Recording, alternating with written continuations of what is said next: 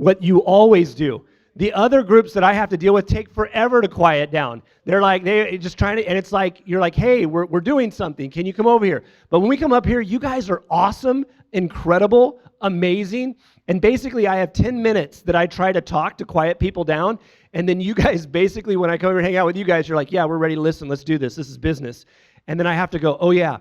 I don't have to expand and talk for a long time to get your attention. So a couple things I want to share with you guys that are kind of important things. Some of you may know this, may not know this, but they're restrooms. Where are the restrooms? The restrooms are upstairs behind me over here on the left. How do you get to them? You're going to go back out the way you came in, come over here. There's a door. There's an elevator. If you want to run the stairs because it's that important, that's fine. You can head up here, over here to my right. Later on, after using the restroom, you can come and wave, maybe get somebody's attention. I don't know. You can see through the glass. We wanted to let you guys know that. Panelists, if you guys would do me a favor. Panelists, if you guys will start making your way forward, I would be so appreciative of that. You guys can come back here and sit behind me. The other announcement that I want to give to you is these events, especially this one, are ones that I love to come to. I love to come to these events because I get to sit and I get to listen to people share and speak on many topics. One of my favorite topics that I love to listen to is leadership. I love to listen about self-leadership. I love listening about team leadership. And I love just sitting and what I would describe as stealing gold from what I get to hear from the panelists, of what they communicate, what they talk about, whether it's something that was a success, whether it's something that was a difficulty, whether it's something that they're working through and how to adapt and how to change. And so those are things that are encouraging to me, and I'm taking notes. So if you see me on my phone, I promise you I'm not text messaging. I'm actually taking notes because something brilliant was said. And I know this about my brain, and I don't know about you guys, but my brain is only able to remember what I write down. I used to be able to remember things I didn't write down. I am past that. I am now at a new stage of my life where it has to be documented. So I write those things down. So I would encourage you, take notes, enjoy yourself. Let's have a wonderful and amazing time. I'm going to introduce to you our moderator today, and that is Kati Spaniak. If you will come over here and basically take control of this group. They're totally ready. Again, I was supposed to stall. So do me a favor, put your hands together for our wonderful moderator. Thanks so much. Hey, everybody, welcome. This is great. So this is actually my second time moderating the North Shore Real Producers event. And I'm excited because I love things like this. I probably, face recognition, probably know maybe half of you in the room. I don't know, just a little bit about me. I have a small team in the Chicagoland area, been in real estate for about 13 years. And one of the things that I love doing is giving back to other agents, because I believe that when I started, I thought that all of these agents were amazing, unbelievable, and it was so easy. Who thinks that? Look at all these agents. It's so easy for them. Why isn't it easy for me? And so one of the goals for today I really want to talk about is, what does it really take to be a top producer? And we have 4 amazing top producers here.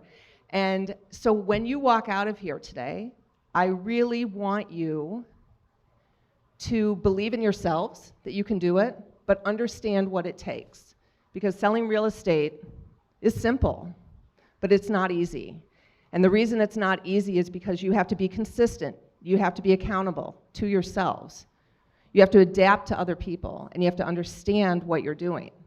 And so it is simple, but it's not easy. And so that's kind of where I'm taking this today. And so I am going to introduce our panelists. And the funny thing is that I have 3 panelists that have difficult last names to say as well. First names. Okay, and hold on one second. All right, so does everybody know the panelists up here? Does everybody know who they are? You bet. We have a great crew up here. So first of all, Vittoria Logli. I'll go through the bios in just a minute. I'm going to let them talk about their business as well. Rafay Qamar. Rafay. Okay, here we go. Sohail Salahuddin.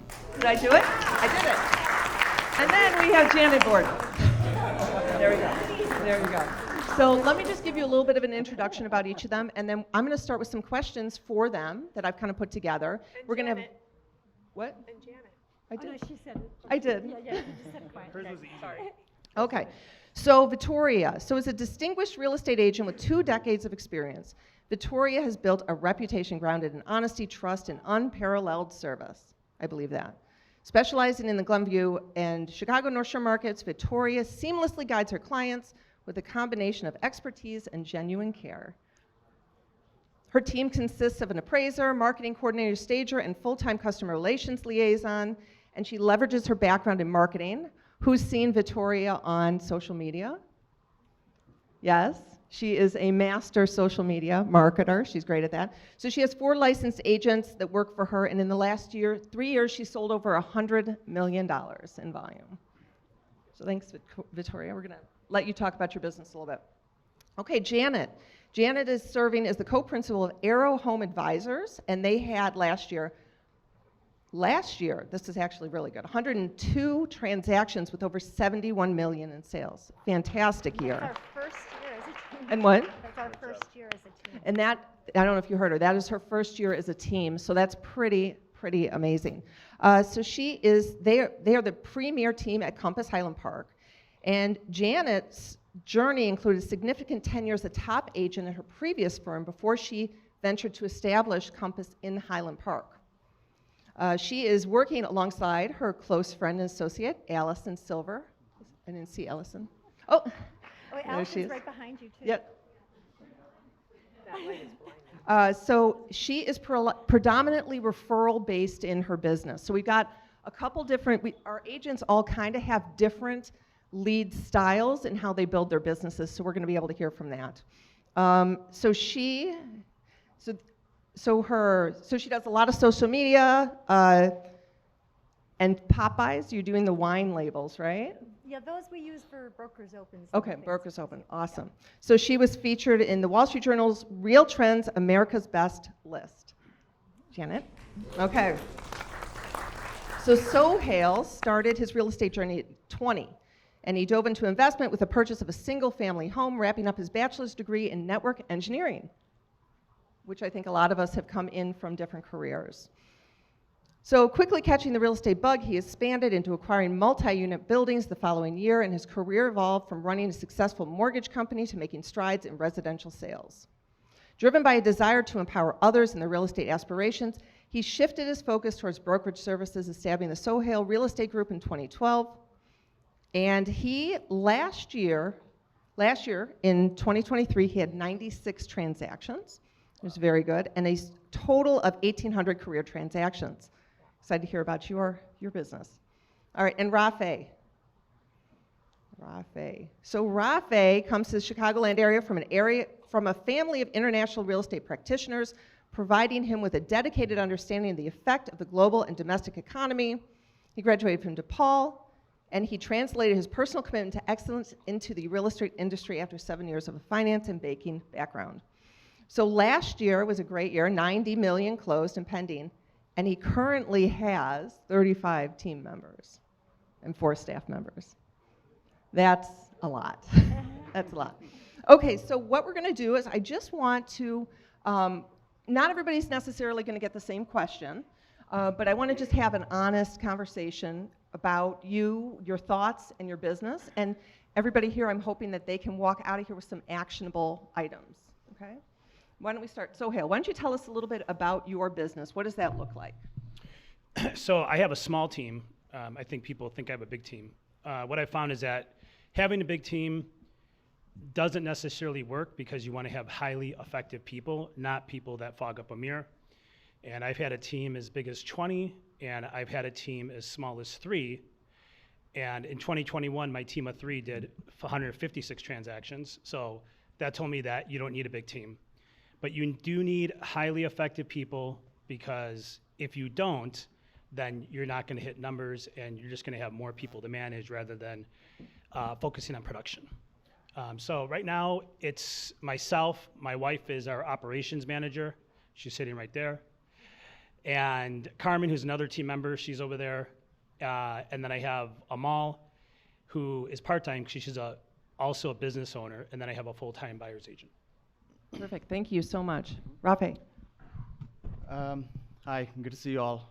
I got my license 2014, Rookie of the Year at Coldwell Banker. I did $10 million my first year, all through cold calling, yellow pages, that kind of rolling up your sleeves. We'll talk a little bit more about that.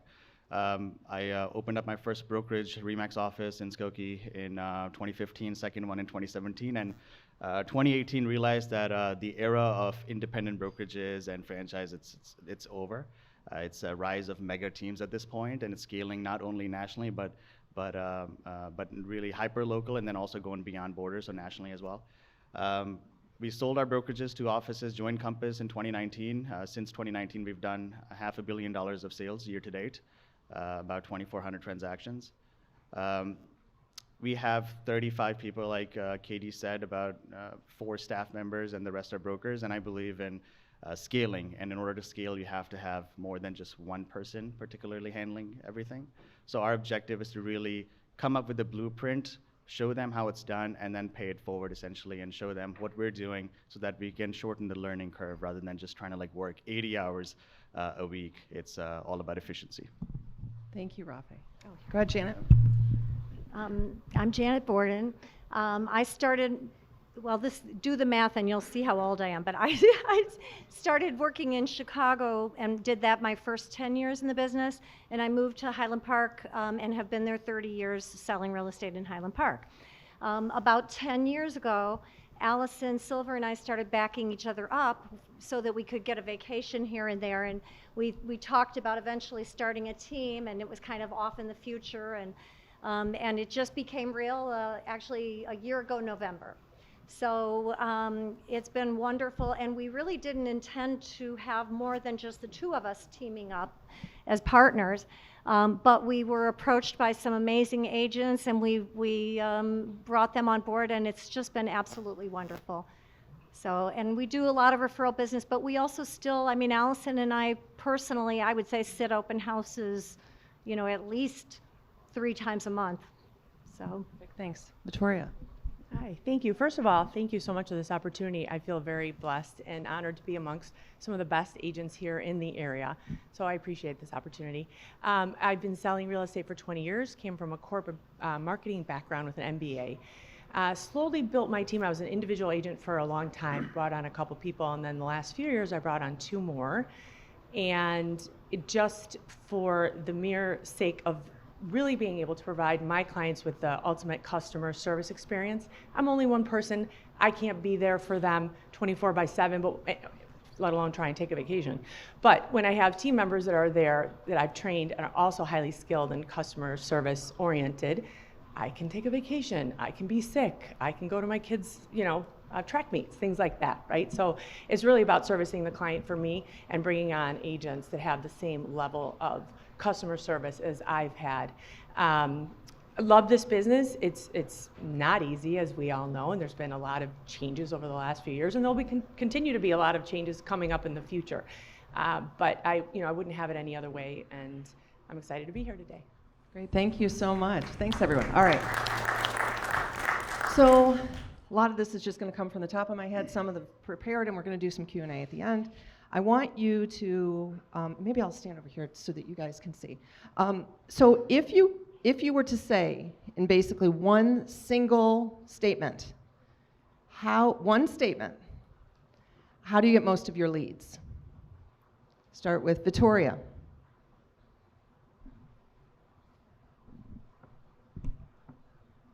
Personal referrals and marketing, which encompasses a lot of things. Okay, right? that's fine. That So counts. Okay. marketing has changed over the past few years. It used to be postcards. So you now do a it's lot other of social things. media marketing? Yes. Yeah. Okay, terrific. Janet. I would have to say referrals. Referrals. Rafay? Statement, there are more people you don't know than people you do know. So for us, a lot of business is cold calling and prospecting. I'm in agreement with Rafay. I built my business prospecting, but just to clarify, prospecting is having conversations with as many people that you know and don't know. Whether it's canceled expireds or your past clients or your circle of influence, you have to call them and ask for the business. Terrific. Thank you. Okay, so obviously we have 4 amazing people here on their own merit who have all been individual single agents throughout their time, but now looking at them, they all have teams. Okay, so this is a discussion that agents have over and over again about teams. So tell, and who said that? Rafay said that about that he believes that you have to have mega teams, right? Do you believe that this is the only way to keep the industry servicing at a high level? And do you tell all of us actually, what do you feel about teams versus single agents? Go for it. There's a bunch of questions in there, right? So I'll try to dissect as many as I can. So it all comes down to your goals. There might be a broker who wants to do 5 million and happy with 125,000 GCI. For us, the goal is to become the first $1 billion real estate team in Midwest. We don't want to just be in Illinois, we want to be in Michigan, we want to be in Wisconsin, we're breaking different markets. So that's a different goal, different vision, different idea. I absolutely believe you can run the brokerage or company with just as an entrepreneur, as a sole proprietor as well. We've done that, all of us have done that. I did that in 2014, but I was capped. There's only so much you can do, there's only so many places you can be in. It's all about building a tribe, finding the tribe, because it's a business which has a lot of ups and downs, right? I mean, we all know that, right? It's not all up. It's not, as Brian Buffini says, we try to be in peak performance state at all times, but it's very difficult. And like Vittoria said, it's an easy business, or I should say it's a simple business, but it's not an easy business. It's simple because we know what we have to do, handful of KPIs, but it's not easy because we get in our own way. So if you can surround yourself with accountability partners, have the right tribe, and then have the same vision, I think that's the most important thing. So what we're doing right now, Vittoria, is we're trying to build a massive mega vision to become the first $1 billion team. And in order to justify that, in order to move forward with that, it's not a one-person job. It's a tribe you need to push it forward. Terrific, thank you. Who wants, Vittoria? I'll just feed off of what Rafay says. The thing is that when we get into real estate, unless we are business people, we don't understand that we have a business. And so essentially most realtors run themselves, which is not a real business. What you're doing is you're employing yourself into a job. And so unless, there's an old saying, how does a broker retire? Oh, because, that's just frankly how it works. Or as realtors, we think we're gonna buy a bunch of real estate and create all this passive income and retire, but it's very unlikely to happen unless you're doing a high level of production and saving your money and investing it. So essentially, if you think that you're running a business, you have to put in the structures of a business, which is building out a team, having an accountability chart, running your business based on systems and processes and streamlining it so that you can scale yourself out of the business and run an actual business, not running yourself. And so the best advice that I can give to anybody that doesn't want to do this for the rest of their lives until they die is to learn business, think of it like a business, and you'll start by hiring your first assistant, and then from that assistant, maybe you're gonna hire a buyer's agent, then a listings coordinator, and then a transaction coordinator, then a listing agent. And so you can scale yourself out of the business where you can still run the team, but you don't have to constantly be in production. Because if you're doing that, then frankly, you're a slave to your business. I struggled a little bit because I was a single agent for a really long time, and I didn't know that if I wanted a team. I got an assistant, but in order to scale and to really service your clients, you need, I think around the $10 million mark is when it really changed for me, because I realized I can't possibly handle everything that's coming my way and service my clients in the proper way. So I started. And it was a struggle for you to do that. It was a struggle, absolutely, because I know that, I know the way I like to do things for my clients, and how am I going to make sure that other people that I hire are going to do things in the same way? It's a control thing. And how do you? You have to take a leap of faith, and train your people, be there for them, have them shadow you so they understand how things go, how your processes go, and put things in place so you're not. So you don't drop dead showing a house. Sometimes I feel like this is going to happen to me anyway. But it is difficult to give up the control. But I would say in order to scale, and once you hit, I think it's around that $10 million mark, it's impossible to do it alone. Terrific. Janet, and it's not everybody's goal either. It's not, right, correct. To be clear, if your goal is just not just, but to do a certain number, that's fine. That's fine if that's what you want. You don't have to do 20, 30, 40, 50 million if that's not what your goal is. So I absolutely think you can do it on your own. I did it for 30 years on my own, but my quality of life suffered big time, and things drastically changed for the better when I got an assistant, and I was by myself with an assistant for a long time, and that was also phenomenal. But I think what happened for me is I started to find that if I was too busy and I would get a lead or have somebody come to me, I started to just subconsciously repel business. And that is not what you want to do. You know, in my mind, I'd be like, ugh. You know, I wouldn't call them back right away because I'd just be like overwhelmed. You were exhausted. I was exhausted. And I watched other agents make what I thought were huge mistakes. Like I remember a woman who I used to work with who was just a superstar. I mean, she was selling 50 million, and we're talking 15, 20 years ago or more. And she started to want to take vacations and do other things, but she wasn't willing to share the business. She wanted to hold on to it. So she would pay people to do a little bit here and a little bit there, and she just lost her business. And, you know, we work too hard to lose what we created. Right. You get tired. Yeah, It's exhausting. exactly. And so, you know, so for me, it was kind of a no-brainer when I met Allison, and we had the same work ethic.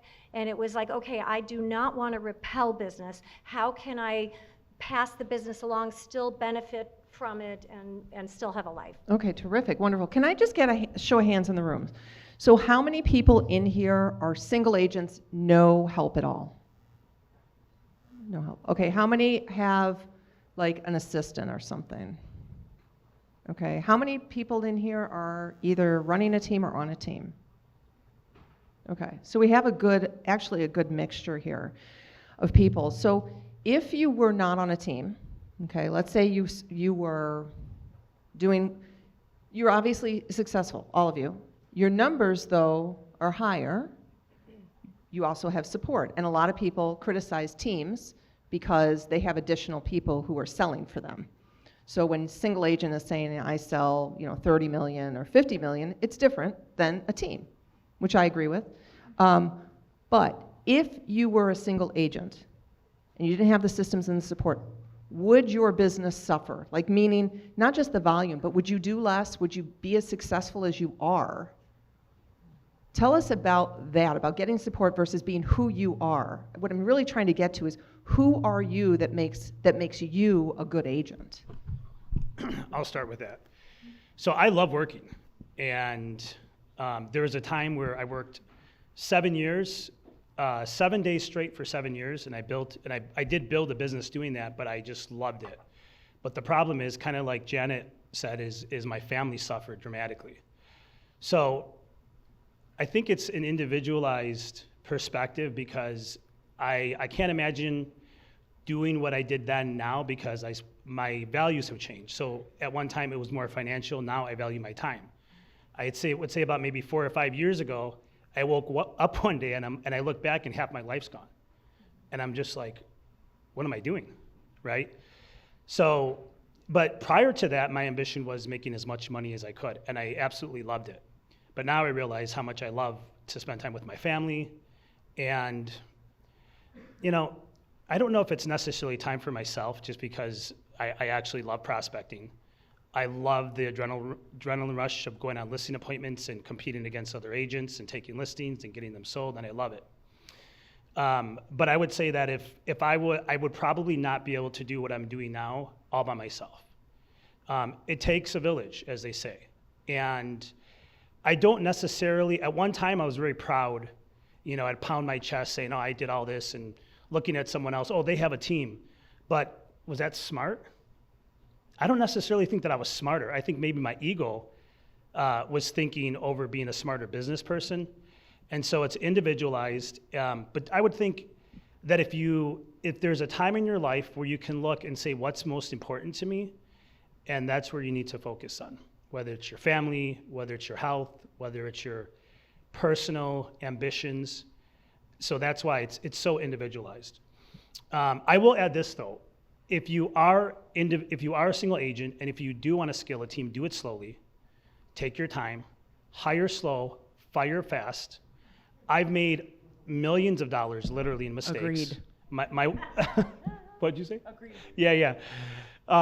My wife will tell you, I'm sure she's like, yeah, she did it. And I've done it all. I've spent tons of money on the leads. I've hired people, I fired people. But what I found now is, since I've been through so much, and I've been doing this for almost 20 years, and I've worked in so many different facets of the industry, is that it's fine to be a single agent if your income supports your lifestyle, okay? But I can tell you, especially now that I've expanded my proximity to so many people and been scaling my business for the last 2 years, maybe 3 years, is that don't go broke trying to do it, okay? Unfortunately, in sales, it's a highly ego-driven process. That's what I was going to talk about, and just to ask you, ego is a big deal in this business, right? Yeah. Have you gotten over your ego? Yeah, I have, because honestly, I don't really care about it anymore. Now I actually get rewarded, kind of like what Rafay said. My ambition now is to help my team members become high producers, because I know everybody here has heard the saying, you find a hungry man, you give him a fish, he eats for the day, you teach him how to fish, he eats for life. And so everything that I've learned, and I've spent, well over 7 figures on every coach that you can imagine, and I get to give it to my team members for free, and so they don't have to go through that process. Hope that helps. So I'll piggyback off that as well. So 2014, when I got my license, I'm an immigrant as well, right? English is my third language. I had no clients. I had a very strict NDA from the banking. I couldn't reach out to any of my past clients. So really it was Yellow Pages. That was the last year they dropped those Yellow Pages books. I don't know if anyone remembers Ignorance Bliss. I just cracked it open, started dialing, and scripts, we all get hung up on script. Oh, I don't have the perfect secret sauce in this. My script was, hey, my name is Rafay, I just got my license. Do you know anyone looking to buy or sell? Simple as that. But it's all about doing the transactions and doing the calling, right? It's just doing the work. We all want the thing, but we don't want to do the thing to get there. So that's how I started off in the business, started dialing 7, 8, 9 down, boom, right there, appointment. 7, 8, 9, couple of hang-ups, couple of F-offs, this and that, boom, another appointment, right? Kept going, you just cannot stop. That's the thing. It's a numbers, it's a contact sport, so that's the first thing. Oftentimes we have call hesitancy. We get in our own ways. We avoid the most important things. We'll be sitting in front of our laptop ready to make call. We're like, oh, the garage doesn't look very clean. Let me go clean the garage. I haven't talked to my mom in a while. Let me call my mom, right? So it's really like set up the time blocks and follow the calendar. That's very important. So someone told me this a long time ago. You can move the time slots. You can move the appointments on your calendar, but you cannot remove those time slots. I'm talking about the money-making activities. So there's an 80-20 rule. Who knows the Pareto rule? Can I see show of hands? Anyone knows Pareto rule? Okay, so about very few, right? So it's 80-20 rule in life. Everything is 80-20. There are 80% of people that control 20% of the wealth, 20% of people that control 80% of the wealth, so forth. So just like that in real estate, there are 20% of tasks and activities that move the needle 80% of the time. Too often we fail, and too often there's 87% failure rate in real estate is because we're too worried about 80% of activities that move the needle less than 20% of time. That's where the team comes in play, right? So 20% handful of things. It's negotiations, it's prospecting, it's meeting people, it's following up, following through, following back, right? That kind of stuff. The 80% is cleaning your inbox, cleaning your desk, going to realtor events. No offense, but you don't get business out of that unless you're really working the referral side of things. That's where we started putting the team together. Okay, if I can get my transaction team on board or operations team on board, can we outsource 80% of the work, right? What is transaction team supposed to do? There are 5 things. They're supposed to do TC work, right? Transaction coordinating, contract A to Z, all the paperwork, database management, making sure that they have the birthdays, anniversaries, things like that. Client care, if we have a deal, every week touching base with them. Hey, hoping everything is going well. If you have any questions, reach out to us. Scheduling and a little bit of marketing and whatnot. So that's where the team started coming in play. Then you got to scale. As I was going up in price point, there were deals that were 100,000, 200,000, rental deals that eventually become buyers. We wanted to make sure that we were reaching out to them as well and not leaving money or business on the table. That's when you get a junior agent, then you start expanding. So currently we have, like I said, 35 people people. Jana right there, she's my co-founder. She started the team with me. Eventually, at this point, we're bringing partnership model in. Our meetings, our team meetings are almost like board of director meetings there. Steve Davis is one of our first partners, a $20 million producer right there. So we're basically making this decision collectively. It's not one person anymore. It's almost like a corporation sitting there figuring out what needs to be done, what do we gotta do, what's the right hire, what's the right marketing strategy, so that I'm covering all my blind spots. So, and again, Sohail and I were discussing, and Vittoria as well, we want to make sure that by end of this session, everyone walks away with at least one takeaway. We hate wasting people's time, and we want to make sure that everyone walks away with some cool stuff. So we got some more nuggets to go over. Go ahead, Janet. So, there are a few things that I think Rafay is mentioning, reaching out to people, and even though I did do a lot of cold calling when I first started, I actually was the expert on for sale by owners when I first started, and I liked them because they didn't like realtors, and I wasn't really a realtor yet. I had that sort of greenness that made it easier for me to approach them and for them to be happy with that. But I love what you were referencing about when you've got to do it, you got to make the calls, and then you're like, oh, I should go clean out my car or do this or that. And I had a mentor and boss who used to call that the drunk monkey. And he's like, when you're supposed to be focusing on something and the drunk monkey is on your shoulders saying, oh, you have to go to the bathroom. Or, the drunk monkey is like, why don't you go get a cup of tea in the kitchen? And so you just keep getting distracted. And I think that's a difficult thing for all of us, is staying focused. Now, one of the things, because as I mentioned, a lot of my business is referrals, I am like a killer on follow-up. So I pretty much, until they die or until they buy, they are getting my mailers, my postcards, my phone calls, my emails, and we laugh because I think my record is that I walked into a house maybe 2 years ago, and they had my business card from, I guess it was about 1992. And that was when I did my first market study for those people, and they never sold their house until 2 years ago. So I think that's important. So Thank you, Vittoria. I forgot the question.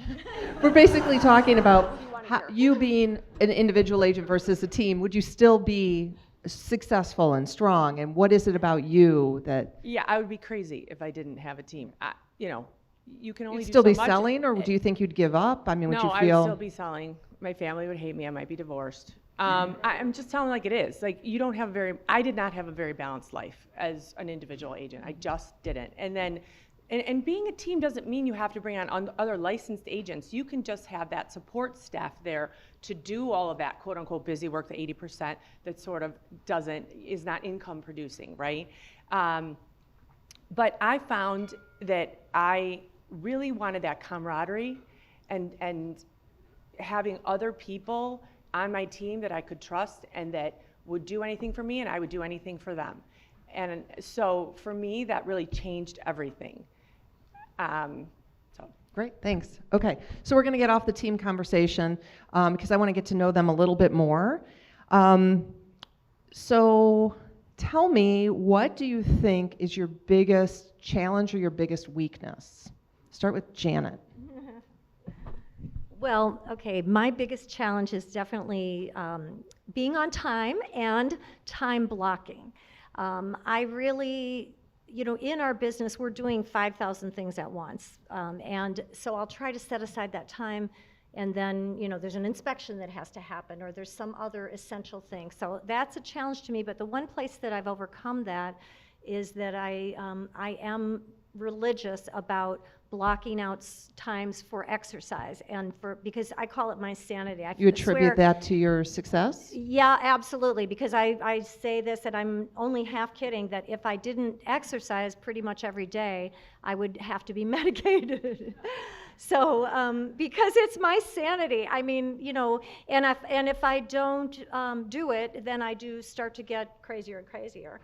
I also actually, one of my challenges, I wrote a few of these down because, is staying positive. And, I remember when you and I talked on the phone, Katie, and we were talking about, when you lose a deal or when something happens, how do you overcome that?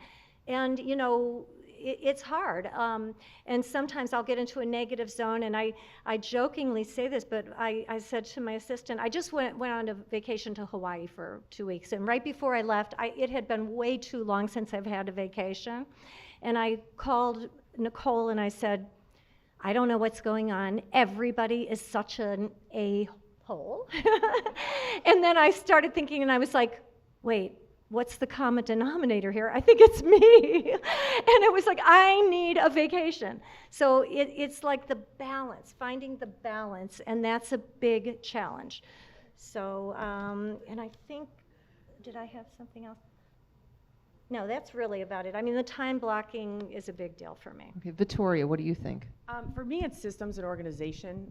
I know what needs to be done in my head, but it's actually quantifying that on paper that's challenging. I'm really good with people. I'm good at sales. I'm good at marketing, but the systems are where I challenge. All right, terrific. Rafay.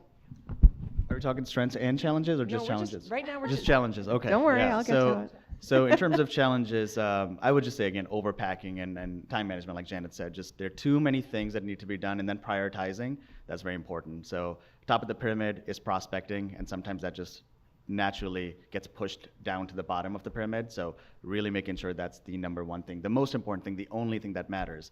If a day gone without prospecting is a day you essentially failed. So. Sohail.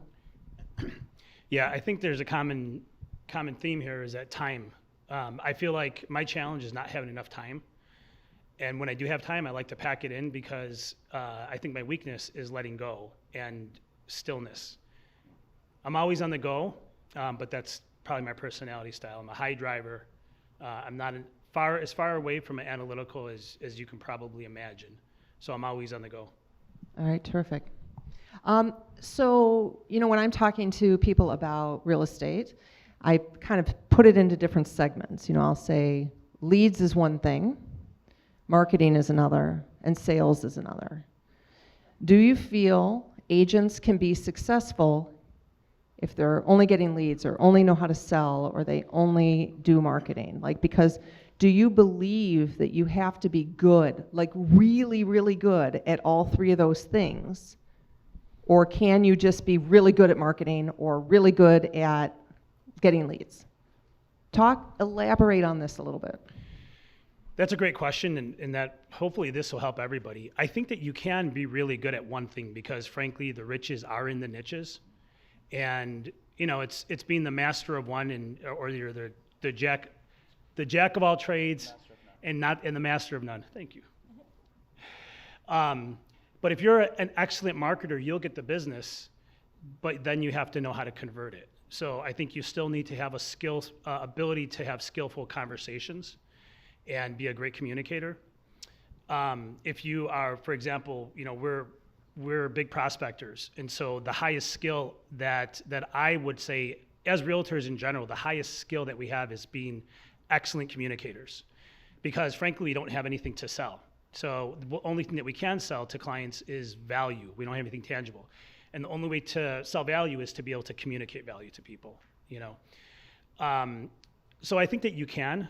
Sorry, can you elaborate? I feel like Yeah, no, I mean, it's just talking about the three of those things, leads, Yeah. marketing, and sales. Yeah, so with leads, Because everybody always wants leads. yeah, I think that's probably Right? going to be another conversation, because you Without can buy leads, we're dead. but you can buy leads, you can create leads, and Are all then that leads might be created another equal? question that we should probably discuss here.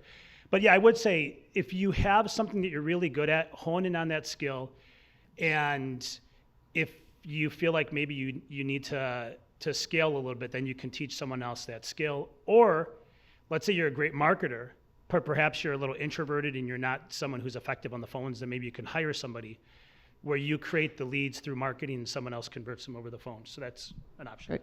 Rafay. Yeah, I think it's almost impossible to be good at everything. I think that's where the team comes in play. I think if you are trying to do all three things or half-assing everything, that's where you have to go find an expert market marketer. You have to go find an ISA team. You have to get good at one or the other. So it's virtually impossible to be good at everything. A lot of us try to do that. That's why we're just vibrating in different departments and just not seeing any results. That's why you have to focus and pick one lane, one So you direction. think you have to pick one that you're focused on? Yeah, I think you can be very naturally good at one thing. It's just like on disc profile, you can't be a high D, high I, high S, and high C. It's impossible. We're not built that way. So what we can figure out, are we introvert, extrovert? What's our one department? Are we high driver? Are we high conscientious? If I'm a high C, I'm working on systems and operations, and I got to go find my sales team. So it's really identifying what your strengths are. Going back to the 80-20, find out what the 20% is that moves the needle for you. If it is marketing, if it's being on social media and that's generating a lot of business, then that needs to be Pareto rule. That needs to be your 20% that you're doing 80-90% of the time. For me, it's prospecting. It's getting in the office 7:45, dialing, not stopping until 12 o'clock, and making sure everyone hears me and sees me do that, because then they replicate. Rafay, stop that for one. Just want to ask the audience real quick, because I don't know if many of you in the audience understand exactly what he's talking about here. And Sohail does the same thing. Do you understand he's making call after call after call after call? So tell us, on a good day, how many you'd call? If I don't dial 100 people, it doesn't matter if I have 5 sales, 5 closings, I failed that day. 100 non-negotiables, and out of 100 non-negotiables, I better have 7 talk-tos, which is more than 2-minute dialogues that have led to something, and at least 1 face-to-face appointment. How many people are doing this? Anyone? Well, this guy is, so. Exactly. Yeah, no, I think I would say that Rafay and I are definitely aligned, because my day starts very early. My prospecting starts at 7:30 a.m. Prior to that, I role play Monday through Friday with somebody or with myself. It's highly important. And my goal, he wants to make 100 calls, which is great. My goal is to talk to at least 30 people every single day about buying or selling real estate.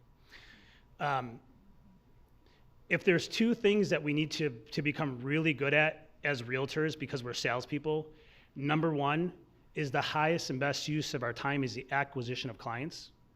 And the second thing is more of a skill, is to be a prolific communicator so that you can be persuasive and influential in the people that you're speaking Would you just call that selling? Yes. Selling. Yeah, Okay. but Yeah. selling nowadays is like, Yeah. Another fun fact about Sohail, he wakes up at 2:45 a.m. every single day, just so you guys know. That's commitment. He's been doing it for past 2 decades? Decade at least? I know, it's crazy. It's simple. It's not easy. It's simple. Okay, Wake up so early. I feel like Poor a Janet. slacker. But No, and that's what I want. What I want to do is and I think this is important, and that's why I was so glad we had this panel, because we have 2 people who have a totally different practice and model than the other 2 people, and just because one agent does it one way, and this is something that I got into a long time ago, is that I saw other people doing it one way, and I was like, oh, I'm going to do it that way. And then I try all these different things, and it didn't work. It didn't work for me. So Janet, that's not your personality profile. So Right. tell us, for you, what you would do. Well, so to your question about Go for and I think you can pay you can pay for leads. You can buy leads from Zillow, and you can pay for marketing, help. I don't think you can pay for sales. I think you have to be a salesperson at heart and be able to communicate with people as a salesperson. And I think that's kind of the non-negotiable. And I've met people, I know there was a guy at my old office who was so diligent about calling and doing stuff, and he was like the hardest working guy, never sold, very, very little. And he just... Because he didn't know how to close, He or didn't he know- just didn't know? I just don't think, I think there's a skill, and everybody in this room is selling real estate, so you all have it, you do have it. But I think there's a skill that can't necessarily be taught, that is just maybe emotional intelligence, kind of a way to communicate with people. So, and I do prospect in a way, but it's more with past clients and my sphere of influence, and that kind of thing. Okay, I just want to reiterate, because I don't want people to get confused about the word prospecting. Prospecting, don't think of it maybe as prospecting. Think of it as having conversations with people. That means your past clients. I call my past clients all the time. I try to talk to at least 10 of my past clients every single day. And if I don't, then I'm not doing my job, frankly. That's the highest dollar per hour anyway. It is the highest dollar per hour. Yeah, and we could talk about dollar per hour so we can figure out what our hourly rate is worth. But I just want to simplify one thing. And because Janet, as we know, she's been doing this, she's a veteran in the business. She knows a hell of a lot more than I do because she has a lot more wisdom. But our job is to build a database as fast as possible. And if you don't already have a database, you have to build it by talking to people, and you add those people into your database. Over time, if you then nurture and work your database, that database will then pay you back in referrals. That's Marketing. very simplified, yes. So then you market. All right, Vittoria, talk to us about this. Okay, I'm going to say something I think you guys are going to I just like. want to, before, I'll give you a couple of seconds to think about that. Just I'll buy you some time. I'll stall. I don't like the word sales. I don't see myself as a salesperson. I feel like nobody wants to be sold. I understand, yes, we sell something, right? But for me, it's service, it's education. I don't see myself as a salesperson. Don't you see sometimes you have to go for the close? I do what's right for my clients. But that still means sometimes going Yes, for the and close. I'm a people person. I have high EQ, sorry, not IQ. EQ, right? I get that. I totally do. I do it in a more natural way because I feel that anyone that you come in with that attitude, people will see right through it, right? You go into Bloomingdale's and you know you're looking for that special black dress for New Year's Eve. And then they come in and they say, do you need anything? Can I help you? No, I'm good, right? But yeah, you do need something. You really do. So it's all an approach for me. I believe in marketing. For me, I cannot do the cold calling. I've never knocked on a door in my life. It's just not who I am. And that's the point. That's what we're talking about here. When someone rings my doorbell, I hide. I don't answer the door. Like, I just don't, you know. Some people don't care if they get somebody knocking at their door. And Yeah. so I've elevated and escalated my business with marketing. It used to be the postcards, open houses are like gold for me. When I can talk to someone face to face, you know, that's when things turn. And then lately on social media, which is not easy. I mean, you know, for a majority of the people I believe are around my generation, you know, Gen Z and the younger people are used to seeing themselves on their phones and pictures and this and that. And that was the hardest thing I've ever had to do, is to get over myself, right? Because there are a lot of egos, and everyone's egotistical to a certain extent. And when you see yourself and your wrinkles and your hair and this and that on the phone and on your videos, it's kind of, It's painful. challenging and painful. Trust me, it's But for me, when I have 200 views, which I know isn't that much on one of my videos, guess what? That's 200 people I have touched. And engaged with. 200 engagements, door knocks, phone calls. For me, that's the way I do it. And that's it's just the point. more comfortable. Everybody up Yes. here is And I different. think you should find your superpower. What are you really good at? Some people hate open houses. That's fine. Then pick up the phone and call. What are you really good at? What's your niche? Are you the you know, the animal person? Are you the vet, the veteran? Are you, whatever it is that you are you the expert in your neighborhood? Because I think that's what I really struggled with, was I wanted to be everything to everybody. Well, you're not. You can't possibly be that. Be your authentic self. Figure out who you are, who you want to attract, and then the way to do that. I sit on boards. I sit on the library board now. I love our local library. I've gotten more leads off of that than you can imagine. I did not go in with that intention. I went in with giving back to the community, but it just naturally came to me. So whatever it is, and it doesn't happen overnight. I'm not saying, you know, I've been on the library board now for 3 years. $3 million of business, not so bad, but it's not like it happens overnight, right? You have to be seen as the expert in your community or in your niche, and whatever it is that you know, that's your superpower. Awesome. essentially. Okay, this was good. Can I just say one Yeah, thing? go ahead, Sol. Yeah, so I know that Victoria, when she was saying, you know, the sales, when you walk into a store, there's different types of selling. And so if we were to take the word of selling and change it with the art of communication, would that sound better? Yeah. See, it's just a word. That's all it is. But Sohail, do you know how to close? Through your Okay. art of communication. Closing happens to be the most important skill. Now, closing doesn't have to be a super aggressive high pressure, because although pressure does make diamonds, I don't think that we have to do that. But being charismatic, learning how to communicate by asking logical questions so that you can listen very carefully to the person's responses, taking the response and formulating another logical questions, which essentially will lead you to the close. Leads down the funnel. That's how you close. But that's the art of communication. It's not, I want you to get out of your heads that there's this pushy salesperson. You know, when you think of selling, there's a pushy salesperson on a car lot. That's not the current standards of being an incredible salesperson. Today's standards of a very strong, effective salesperson is being an effective communicator. It's asking really good questions and then listening even better to the answers. So you're hearing what the person's saying. And that's how you sell.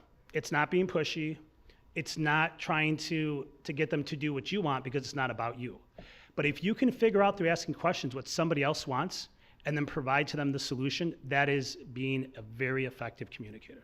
That's The great. art of listening is key in our business. We have to stop talking and start listening.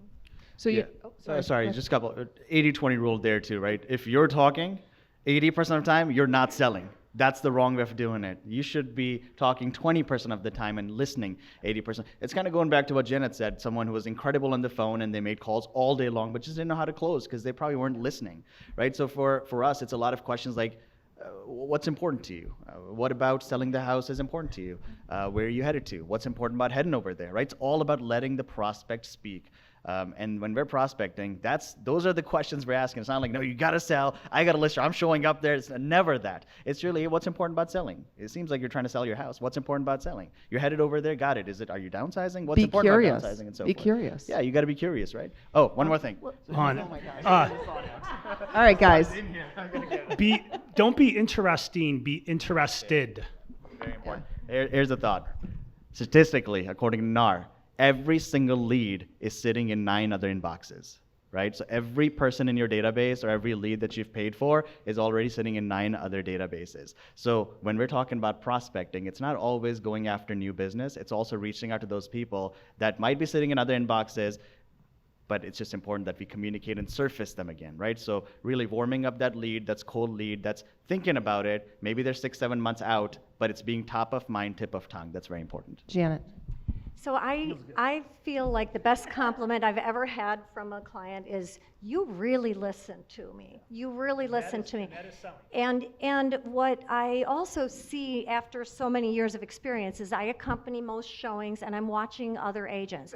And I can really see many agents talking themselves right out of a close. Like literally, probably the biggest issue I see now is that they'll walk in and they'll start throwing out their ideas. And their ideas have nothing to do with what the client wants. Like they'll be like, oh, you could take down this wall and you could do this. And all of a sudden the client's mind is going, oh my God, that's gonna be so much money. This house needs so much work. And the client wasn't even thinking of taking down the stupid wall. You know, so it's really, and I learned this a long time ago because I walked into a house that had the most hideous chandelier. And I was like, you could always just take this down and replace it. And all of a sudden the buyer was like, I love that chandelier. And you know, it's not about you. Our opinions don't really matter. Yeah, exactly. We always say this, Allison and I, part of the reason we partnered is because, you know, I always say this, you are not the most important person in the transaction. And that's part of why we became a team member, is because we wanted to, you know, have you ever called to make an appointment and the agent's like, oh no, I can't do it tomorrow, it'll have to be Thursday. And I'm like, well, I don't have the buyer Thursday, I have the buyer today. You know, we try to be accommodating and let things happen for the clients so that they're the person that it revolves around. But it's the same thing when you're showing a house. You know, just be quiet and listen and observe, and then you can draw your conclusion. If they say, oh, this house is way too big, you can talk about, you know, what you can do to make it feel less large or whatever. Mm-hmm. Okay. So I brought that question up because I have seen that there are 3 different areas, and I love this conversation because the art of communication, to me, is selling. So I'm much more, like, I believe that I'm a fine real estate agent, but I'm a master salesperson. Vittoria, you're probably a master salesperson, but you're not going to use those same words. And so I think that the art of communication, what you're talking about up here, is what distinguishes and differentiates agents. Do you believe the art of communication, is that the biggest distinguishing factor between good agents, or is it accountability, or is it persistent? What marketing? What is it that distinguishes the top from the not top? Well, what is world-class service? I'm engaging you guys. Anybody know what world-class service is? What's An experience. what is the number one complaint that the public has with realtors? Anybody know? It's that they hire somebody, they don't hear from them again. But have you ever had a client that said, man, my agent, I just can't stand them. They just communicate so well. Has anybody had that? Because I never have. So that's why, as Katie says, being a master salesperson is truly the art of communication. Because world-class service is communicating with your clients every step of the way to keep them comfortable. Then they're confident. They remain in the belief of your services. They believe in what you're doing. But once you lose communication, guess what? Their mind grows squirrely. They start to create doubt. And at the end of the day, that's probably not the best service you want to provide. But if you become an excellent communicator, and if you follow something like systems and processes and streamline your business, then you can create what's called a communication plan. And then you're constantly providing your clients with the service that they deserve, because they do. And so if you're not being an effective communicator, then frankly, you're probably not giving your clients the service that they deserve. So again, this is gonna be repetitive because I can't stress this enough. Learn to become a highly effective communicator. And if you do that, I promise you, your business will explode. There are hundreds of books on that as well. I'm gonna quickly go back down memory lane here. Sohail and I, first time we met at Uncle Julio's. We were having a margarita. It's one of his favorite. It's a watermelon jalapeno infused margarita. And then right after that, we went to Borders over there, and I see this man walking out with 8 books, all on communication. So again, that's something that's part of my the Savers, right? Who knows Savers? Hal Elrod, Miracle Morning. Oh, yes. Oh man, we're missing. Oh, That's a great book. Please If you haven't write this read down. that, Miracle Morning. Gotta for read real it. estate agent. Great story.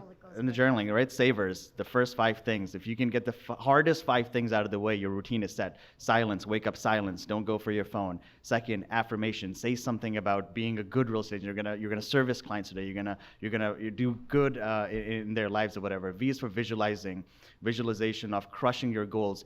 I write to-do list, 3 to-do list, and then I eat the frog, right? You got to go start with the hardest. Visualizing. E is for exercising, getting the blood flowing, kind of getting the juices flowing, blood flowing, right? R is reading. That's where we're talking about reading, podcast, Audible, and then S is for scribing or journaling. If you can do those 5 things before 7 a.m. in the morning, the hardest things are already done. The day 7 only gets a.m. easier, right? I asked this guy. He I gets do done them before 4 a.m. 9. There you go. There you go. And that is okay. And that's okay. You know, Go ahead. I love what you were saying, and I love that book. And I'm thinking about so often I've been reading, because I'm constantly reading books, and I'll read one and I'll say, Allison, I read this great book, and she'll be like, I just read the same book. But I think what's so cool about the fact that you're all here is you are all people who want to learn, and this is one of the best things about real estate. You are always, I've been doing this 40 plus years, you're always learning. I learned so much. I say I got a master's degree in the last 2-3 years in contracts, because every listing had 10, 12, 21 offers. So I went through so many contracts. Every buyer you had to present 3 or 4 different offers to get that buyer house.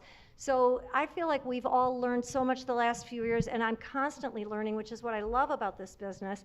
And so again, like, always keep re-educating yourselves and reading and learning. And the hardest thing about the time management, I think, which is we all struggle with, is that this is like a smorgasbord of great stuff, and we just want to eat everything. That makes it hard to manage the time.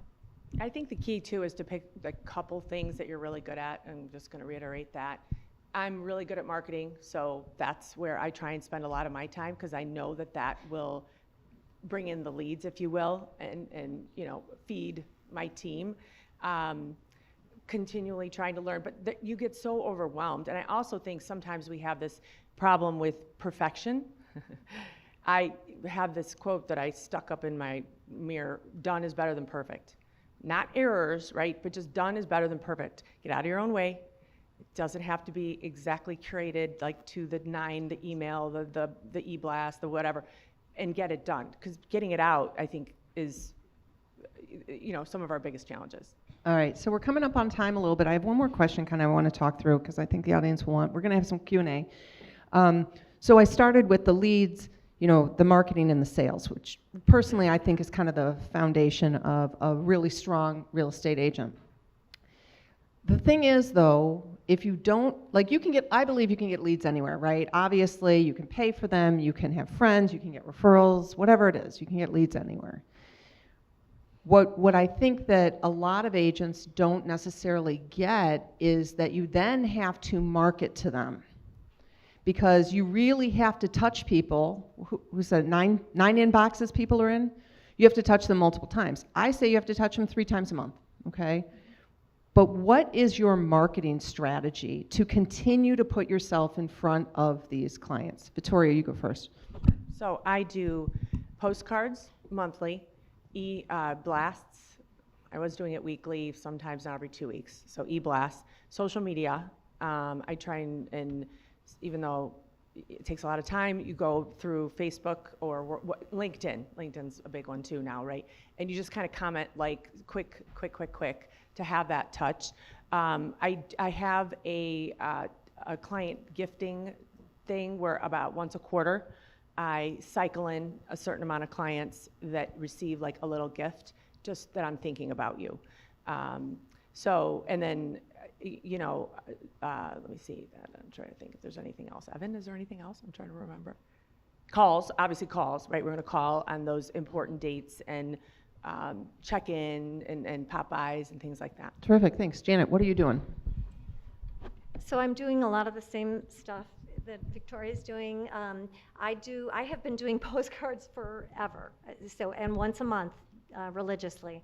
And before I could afford to do the postcards, I would do like the mailers. I would do a handwritten mailer and photocopy it so it looked like it was something that I had written, and I would fold them and I would pay my kids at that time to put stamps on them and write the addresses on them, and I feel like that's a great tool. The one thing you didn't mention, which I do, is I do some print ads. I do less than I used to, but I do feel like certain age groups still read the Tribune, like me. And Online ads. Sorry, yeah, we do. Yeah, and we do a lot of that. We do paid social media. We really do. I call it the spinning plates. We do a little bit of everything. Terrific, thanks. Rafay. We have 52 break breads a year, so every week I'm meeting with a past client in person. We're sitting down with them. Jana has actually been organizing that for me.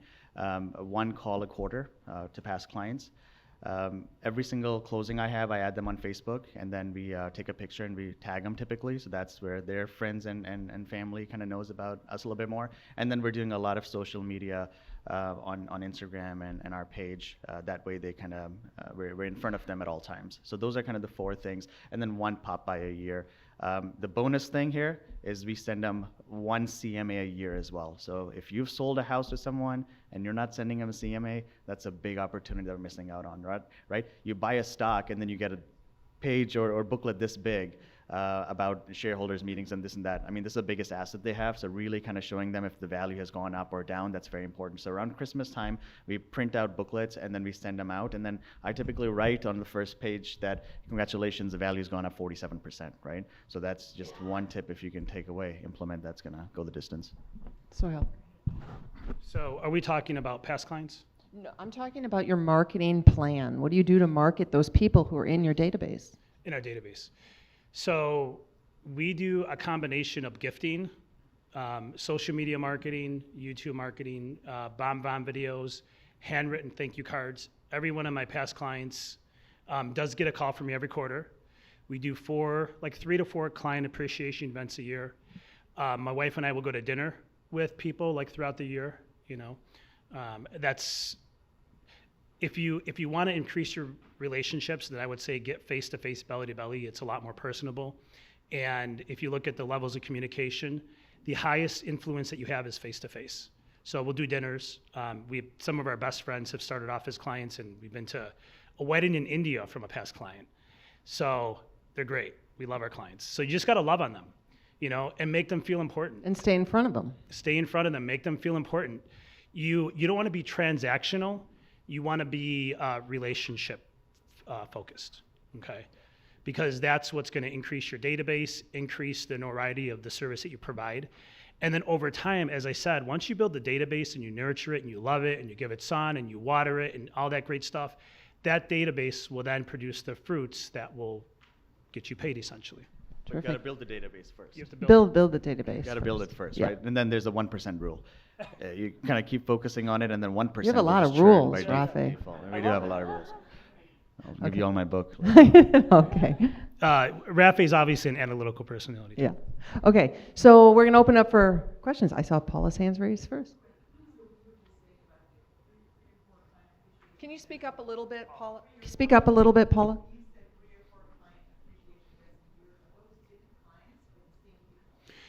No, so we invite, my database right now of like just past clients is probably close to 750 to 1,000. And so we'll do things like, for example, I hate saying the word like, I have kids. For example, we do an ice cream social in July, and we invite everybody. And we'll tell them to bring their friends and family, because honestly, I love meeting people and I love making new friends. So the last one we did this past July, I think we had 200 RSVPs and 60 people showed up. So don't get overwhelmed thinking that you're going to have this absorbent bill, or you're going to have so many people that you're not going to know what to do with them. And every event's a little different. So we just booked one in March where we rented out a movie theater, and I can't remember the name of the movie, but we're inviting everybody. Everybody that wants to come, bring your friends, bring your family. And then during the holidays, we just had one in December where we do it at different places, but we do photos with Santa, and you know, we have a bartender and we have people come and they get to do their family holiday photo. We've done it at our house, and that was great because I think people felt important enough that we invited them to our personal residence. So I highly recommend it. And if you're familiar with the term speaking from the stage, which is also why social media is so valuable, because you can speak to a large audience with one video, and that video tends to compound. But if you're doing a client appreciation event, you get to talk to all your past clients in one place, rather than, even though I call them every quarter, but it makes your job a little bit easier to stay in touch with them. Great. Questions? No one has questions at all? Yep, in the back.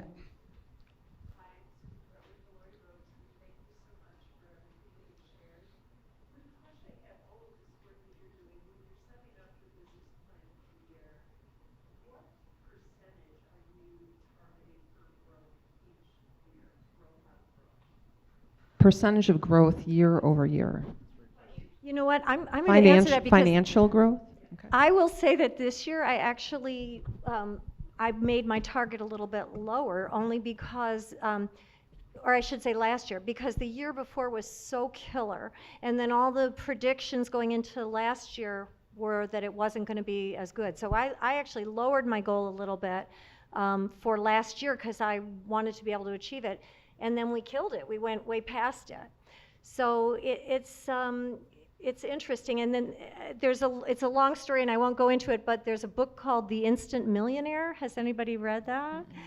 So there's a theory of, if you start to pick a goal, even if it's an outrageous goal, and you focus on it, you can achieve that goal, because a lot of the stuff that keeps you from doing that is in your head. So it's just an interesting book. For us, it's minimum 35% growth, but because we had a bad year, it was under $100 million, closed pending. Our goal is essentially built based on the team. So we normally give our business plan to every team member a month before December 31st. We allow them to really digest that. We do a group goal planning, and then everyone comes up with their own numbers based on their KPIs, right? And then the KPI, the first thing, it starts with how much do you want to earn? And then we reverse engineer that. Okay, to earn that, how many transactions, deals, buys, sells do you have to do? And then collectively, we organize all of that, and then the goal for this year is just under $200 million between all the team. And then we do heavy accountability, and every month we make sure that they're on track. And if they're not, then we have some mandatory exercises to make sure that they do get on track.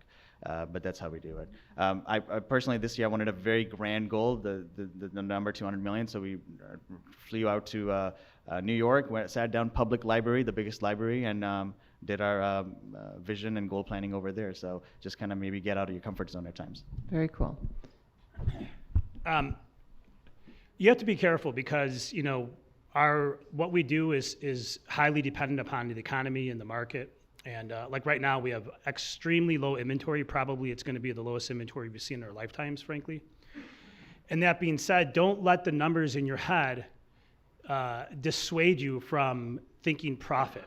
Because a lot of times we try to grow, focus on our GCI, but not what our net profit's going to be.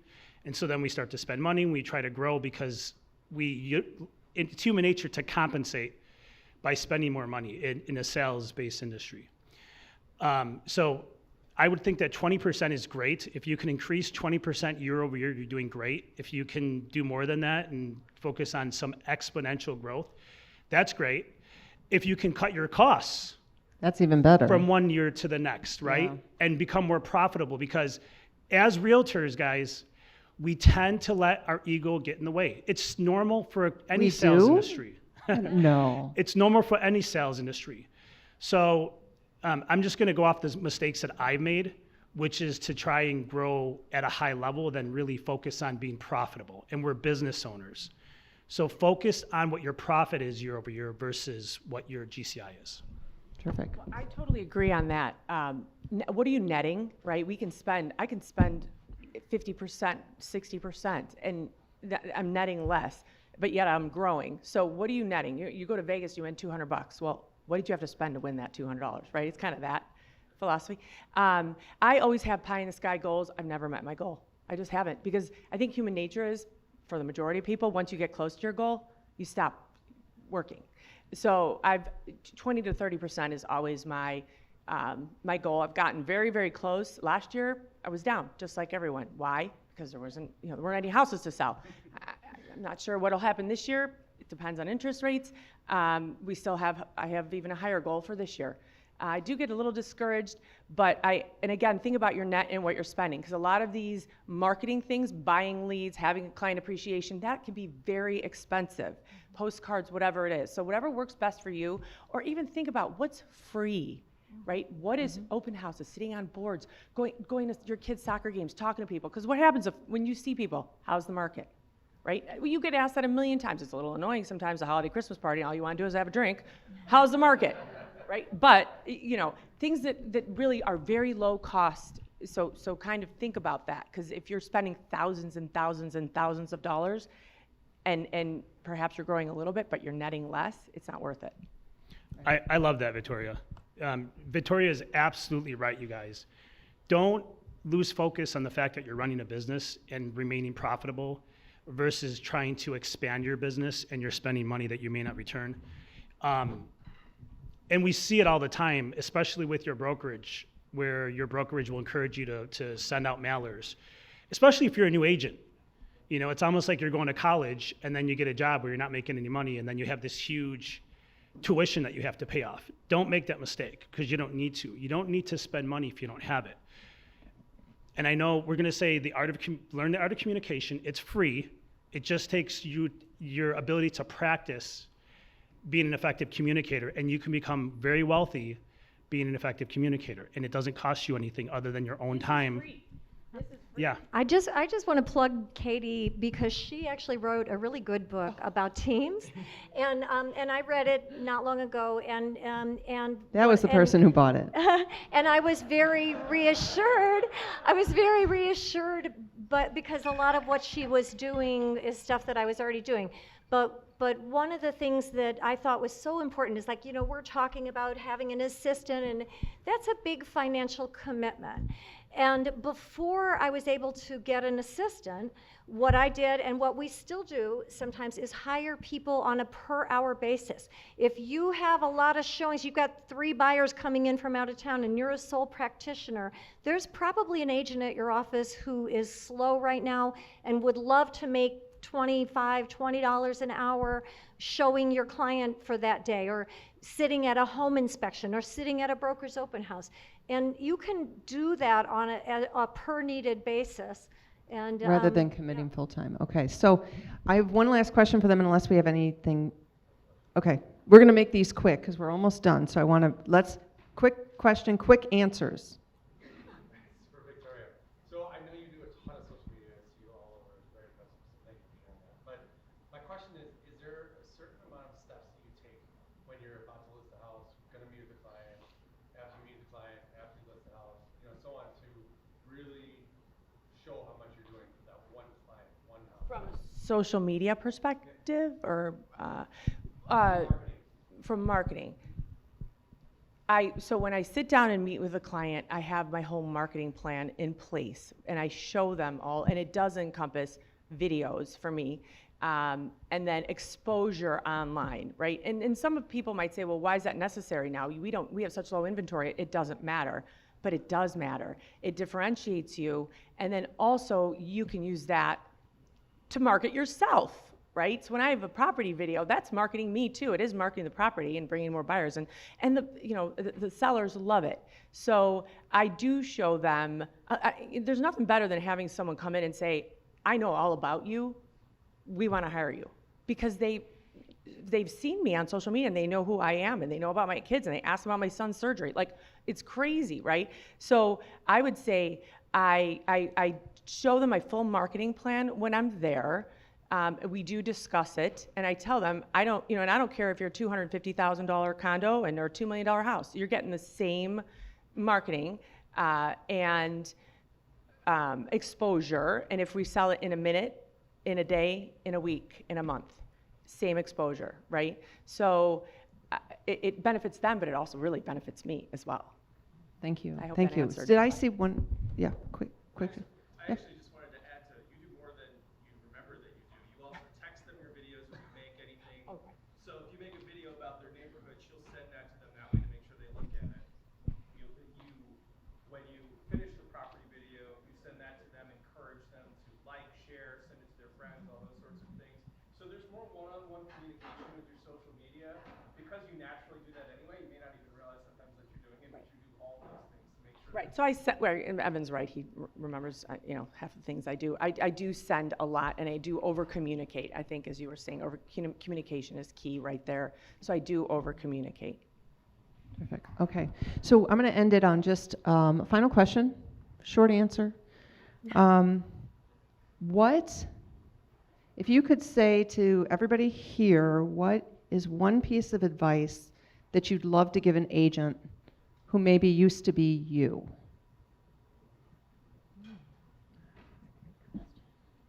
For all of us? Yeah, it's for all of you. So I think I just want to clarify, Victoria and I are actually in line because you can communicate through video and social media. So I'll give you 2 things. The highest and best use of your time is the acquisition of clients, hands down. There's nothing more important because you're not doing this for free. The second skill is to communicate, whether it's with video, whether it's with mailers. You got to become an effective communicator.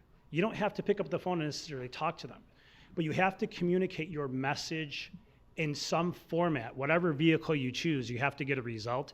So if you can learn to spend most of your time in the acquisition of clients and then learn how to communicate with them at a high level, regardless of the vehicle you choose to do so, you will become great. I would say consistent with the message, the 80-20. I know we as real estate agents have shiny object syndrome. Every day we're getting calls from these people saying, well, can you handle more business, this and that, right? Everyone's gotten that text. So just stay true to your Pareto rule. Find out what you're really good at. We can't do everything. Focus, double down on what's supposed to be done. that 20%, do it 80 to 100% of the time, be very consistent, and the rest outsource or build a team. I would say be willing to delegate, protect your family time, put your cell phone down, pay attention to your children, and pay attention to your mental health, take vacations, step away. And sort of weighing in on what you were saying too is when I first got an assistant, one of the best things she's done is let every seller know everything we're doing for them, because you're all doing it. You're all doing a ton of marketing, but you're probably too busy to let the client know exactly what you're doing. I think for me, and I'm still trying to be better at this, is putting myself first, as you were saying, and carving out time. So now if I have something in the calendar that I have to do for my kids or for myself, I really, really try not to, I try and prioritize that. I live by my calendar. Anything that's not in the calendar doesn't exist, right? If it's not in the calendar, it doesn't exist. I've taught my kids that too. So they always get, at the very young age of 12, send me a calendar invite. What are you doing? Where are you going? Where are we going, right? So living by my calendar, put yourself first, and you have to give up control at some point. I feel like if you want to scale. If you don't want to scale and you're happy being an individual agent and doing whatever it is that you're doing, that's fine. But really take a litmus test as to who you are. We have to get over our egos and give up control. And sometimes just you'll grow that way. Terrific. So that's going to end today, but I do want to say that, and I'm going to ask you a question. I didn't tell you I was going to ask you this, but who would allow somebody from the audience to email you a question? Of course. Would all of you? Absolutely. Okay. So that's the idea, is that all of us up here, and as experienced agents, I think You that have to spell our names right in order to be able to email us. that is true. That is true. I think that as experienced agents, I know I'm always putting out there, if anybody needs help, and these four are also doing that as well. And so I would encourage anybody out here, if you have a question, send them an email, reach out, because most experienced agents, whether it's us or somebody else, is willing to share their information about what they did. And like I said in the beginning, what I hope came through is that this is simple, right? But it's not easy, and we all know that. But everybody in this room can be sitting here. Every single person, if you want to be here, you can be. It's up to you. It's up to your accountability.